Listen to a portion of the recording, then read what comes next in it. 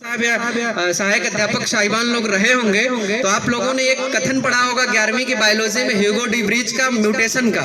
उत्परिवर्तन। उसमें अचानक से चेंजिंग होती है, फिर आप कल्पना नहीं कर सकते किस तरह की चेंजिंग होगी और उस चेंजिंग को आप बर्दाश्त कर पाएंगे, आपका माहौल है उसके अनुकूल कि नहीं। तो सबसे पहले हमें अस्थायी परिवर्तन के लिए, मतलब परिवर्तन धीरे हो, सतत हो, लेकिन वो अस्थायी हो। हमारे बच्चों में यदि शिक्षा के प्रति जागरूकता उत्पन्न हो रही है, हमारे अभिभावकों में शिक्षा के प्रति जागृति उत्पन्न हो रही है, हमारे विभाग के प्रति, आप लोगों के प्रति, हमारे कर्मचारियों के प्रति, हमारे अधिकारियों के प्रति, जन समुदाय में और अभिभावकों में यदि विश्वास का बीज उत्पन्न हो रहा है तो ये धीरे धीरे उत्पन्न होगा और एक स्थिति ऐसी आएगी कि हम लोग, मैं बड़े दावे के साथ कहता हूं, अगर कहीं बात होगी किसी विभाग के विश्वास की जन समुदाय के संदर्भ में तो उसमें सबसे अग्रणी हमारा बेसिक शिक्षा विभाग रहेगा। मुझे कैसरुल जाफरी साहब की दो पंक्तियां याद आती हैं कि सोचो यारो कितने दिनों के प्यासे होंगे वो जिन्हें शबनम का कतरा भी दरिया नजर आता है। तो इसी शब्दों के साथ हमें छोटी छोटी चीजों को, छोटी छोटी प्लानिंग्स को, छोटी छोटी योजनाओं को, छोटे छोटे वर्क फ्रेम बनाकर हमें आगे बढ़ना है और उन्हीं का जो समावेश होगा उसका परिणाम बड़ा बेहतर होगा और बड़ा जिंदा दिली परिणाम होगा, जिसको आप बड़ी सहजता, सुलभता और सुगमता से स्वीकार कर लेंगे। इसी के साथ मैं पुनः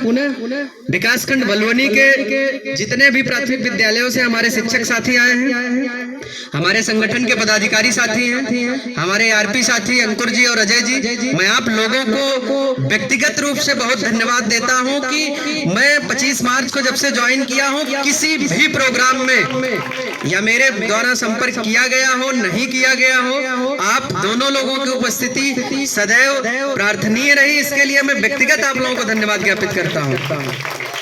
इसी के साथ मैं अपने सभी प्यारे बच्चों को हृदय तल से शुभकामनाएं एवं बधाई देता हूं और भविष्य के लिए आप लोगों को आशीर्वचनों से अभिसिंचित करते हुए मैं यह कल्पना करता हूं और यह मुझे विश्वास है और अपेक्षा है हमारे सहायक अध्यापकों और हेडमास्टर साहब लोगों से कि आप यही बच्चे हमारे कल को स्पोर्ट के क्षेत्र में जाके बेहतर काम करेंगे। कोई बिटिया हमारी साइना नेहवाल बनेगी, कोई मनु भाकर बनेगी, कोई हमारा बच्चा सचिन तेंदुलकर बनेगा, राहुल द्रविड़ बनेगा, कोई हमारा बच्चा इसी में से कलेक्टर बनेगा, डिप्टी कलेक्टर बनेगा, पुलिस कप्तान बनेगा। तो उस दिन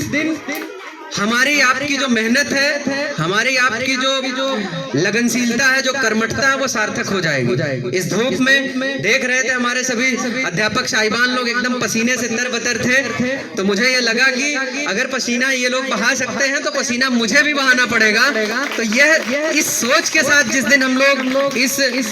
जो है कि बेसिक शिक्षा विभाग की जो यज्ञ रूपी कार्यशाला है, इसमें आहुति देने का काम करेंगे तो 110% हम लोग इसमें सफल होंगे। और सफल ही नहीं, मैं आपको बता दूं कि आप लोग विभाग के अतिरिक्त जन समुदाय में और अन्य विभागों के लिए एक नजीर पेश करेंगे, जैसा कि आपने कल पेश किया है। उत्तर प्रदेश के 75 जनपदों तथा 840 विकास खंडों और लगभग हमें लगता है 1,60,000 प्राइमरी उच्च प्राथमिक और आपके कंपोजिट स्कूल्स हैं, उसमें से यदि देवरिया जनपद के दसई देवरिया के विद्यालय से एक अध्यापक पूरे प्रदेश का अकेला प्रतिनिधित्व करता है तो इसका मतलब देवरिया में कुछ विशेष चीज है। और मैं ये चाहता हूं, आप लोगों से मेरा करबद्ध निवेदन है कि जो भी प्रतिभाएं हमारे ग्रामीणांचल में हमारे बच्चों में छिपी है या जो दबी है, उसके प्रोत्साहन के लिए हमारा विभाग कटिबद्ध है। मैं स्वयं प्रतिबद्ध हूं और आप लोगों से भी मैं ये दरख्वास्त करूंगा,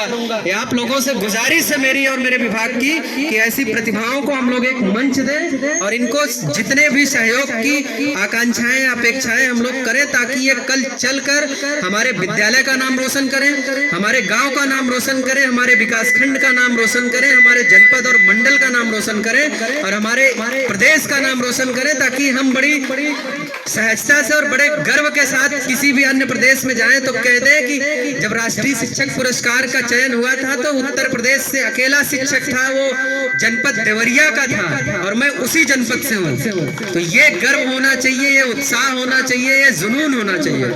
इसी के साथ मैं अपनी वाणी को विराम देता हूँ और आप लोगों को पुनः कोटि कोटि शुभकामनाएं और आप लोगों की बेसिक शिक्षा विभाग और मैं व्यक्तिगत रूप से भूरी प्रशंसा करता हूँ। धन्यवाद। जय हिंद, जय भारत। बहुत बहुत धन्यवाद आदरणीय खंड शिक्षा अधिकारी महोदय, आपका उद्बोधन